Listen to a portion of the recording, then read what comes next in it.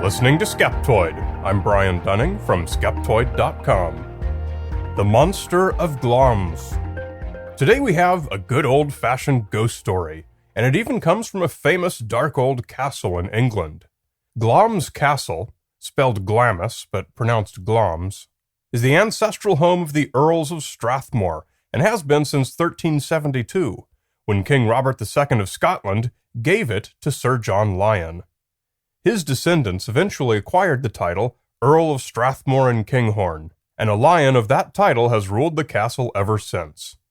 England's Queen Mother Elizabeth Bowes-Lyon, who died in 2002, grew up in the castle as a young girl, as a daughter of the 14th Earl of Strathmore. Thus, Glamis history has been a highly public and visible one that ties our modern world all the way back with medieval times. And throughout all those centuries, it's held a secret. Legend says the secret has been known only to the Earl himself and passed on from elder son to elder son. The secret concerns a hidden room and a living beast, known only as the Monster of Glamis. Our task today is to look at what's known about the monster and come to an informed, best bet conclusion to whether it really ever existed at all, or indeed may even still haunt the grounds today. The castle has fabled ghosts, of course. Any castle worth its salt has its share of those. There is the tongueless woman, alleged to be the spirit of a girl mutilated by castle guards for illicit relations with the Earl. There's the ghost of Jack the Runner, a black slave boy said to have been killed by the Earl and his mounted party by their dogs in a variation of fox hunting. The grounds have a white lady, and the chapel has a gray lady. And one of the early earls, variously described as either the second or the fourth, is said to have demanded a game of cards on the Sabbath, and when none of his guests would accommodate him, the devil appeared at the castle gate and played cards with the Earl all night long. Some say he still plays in a secret hidden room, condemned to gamble for eternity for his sin. But it was during the reign of the 11th Earl of Strathmore that the monster first came into the world. The wife of the Earl's son, Thomas George, who would later become the 12th Earl, gave birth to a son, heir to the title, on October 21st, 1821. The boy was named Thomas Bowes-Lyon, and sadly, history records that the infant died that same day, and the title eventually passed to the second son, Claude, born in 1824. But the legend says that the young Thomas did not die, though perhaps it might have been better if he had. He was described as so horribly deformed that to look upon him was to invite madness. The poor infant was sent to a special hidden room and kept out of sight, as they expected him to die quickly. But he did not.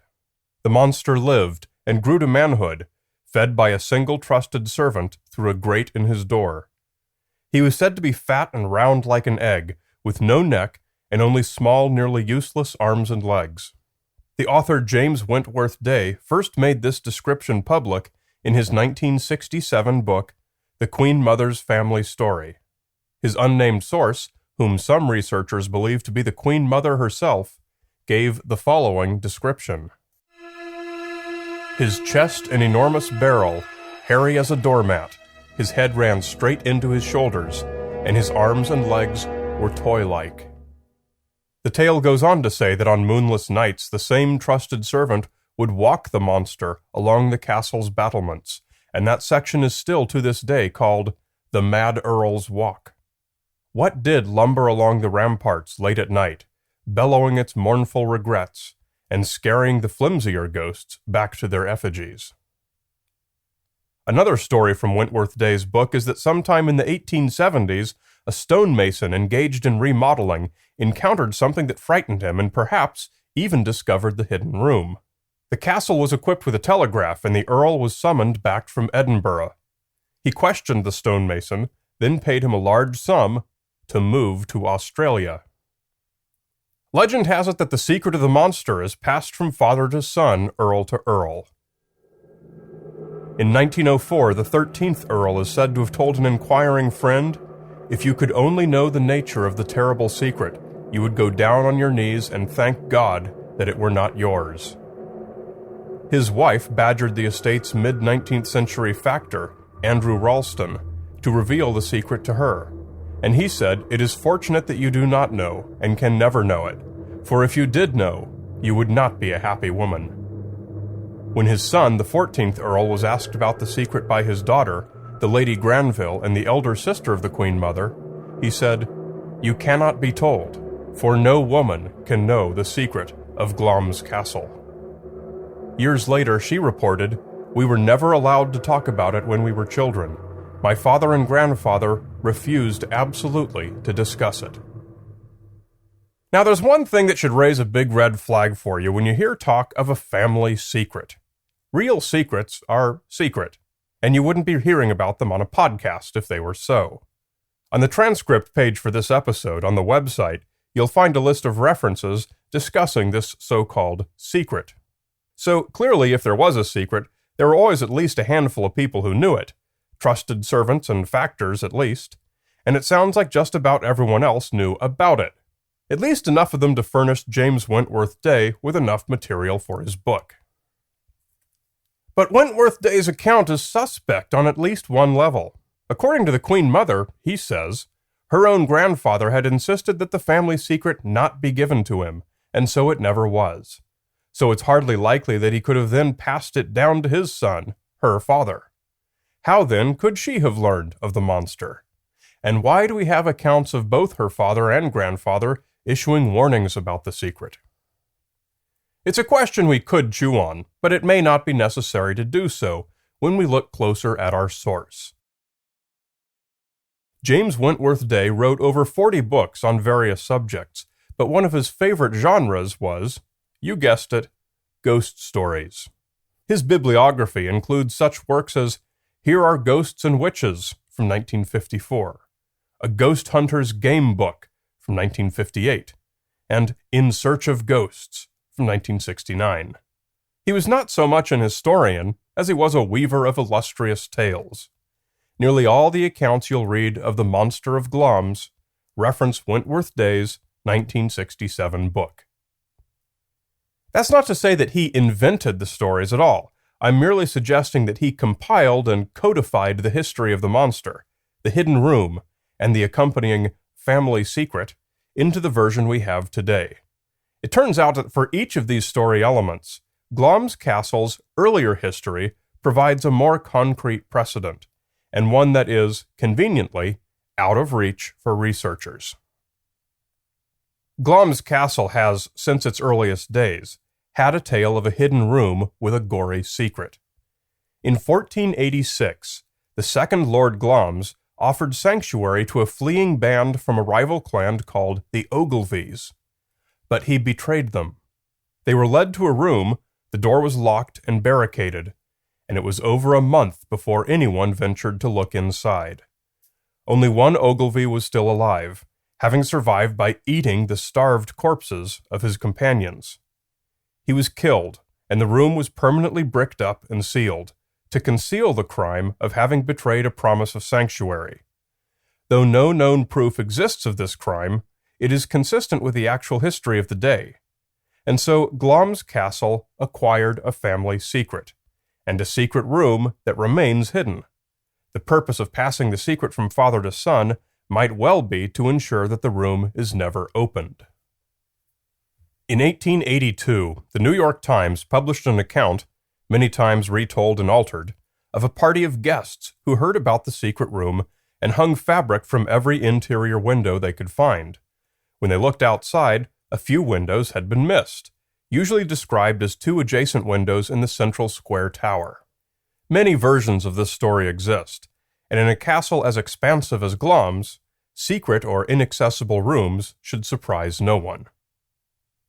Wentworth Day even had a source for the stern warnings about revealing the secret, a 1925 autobiography by A.M.W. Sterling called Life's Little Day, Some Tales and Older Reminiscences. All of this leaves us with one item to explain, the origin of the story of the monster himself. No history exists for young Thomas Bowes Lyon, so the unfortunate infant probably did die of his birth defects. But hanging in the castle is an enigmatic family portrait from 138 years earlier.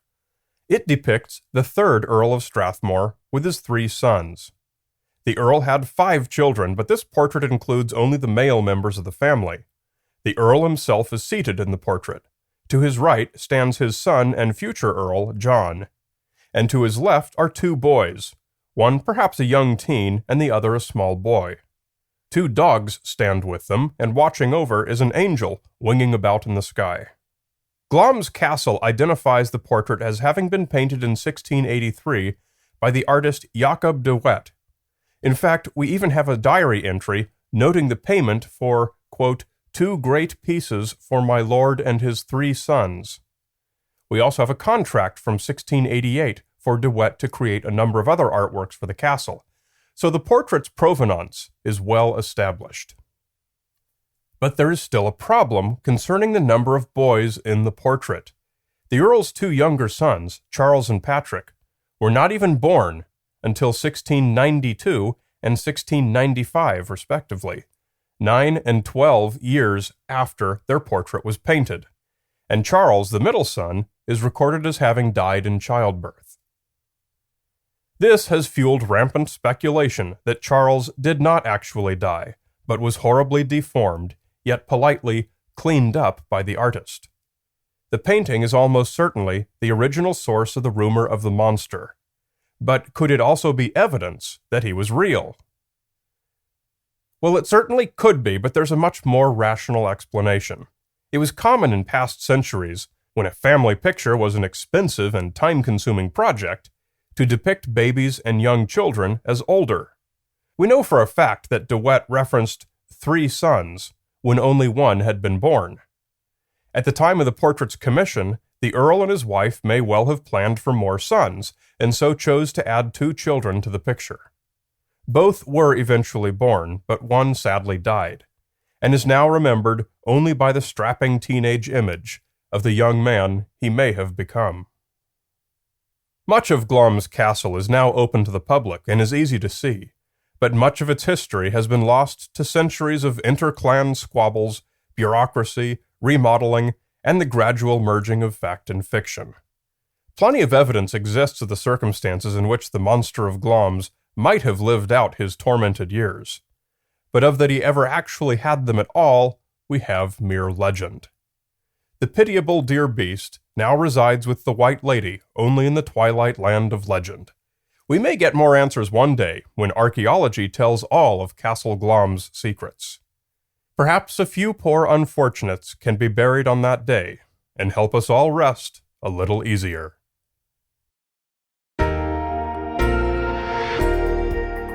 Follow Brian Dunning on Twitter for an extra daily dose of science and critical thinking.